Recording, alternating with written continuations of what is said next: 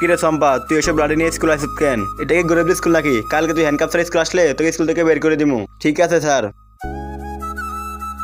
তোরটা ঠিক আছে, তুই যা।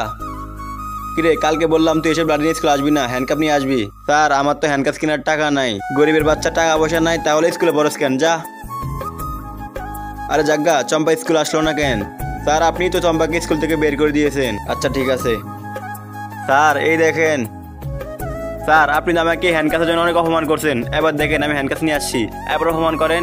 আহা। আরে চম্পা, তুই চুপ কর, তোর এই হ্যান্ডকাপ আমাদের স্যারই কিনে দিছে। কি?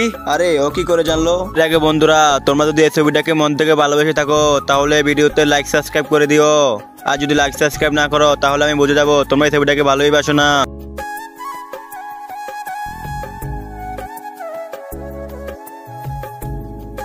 আরে এগুলো এখানে কে রাখলো? Sorry sir.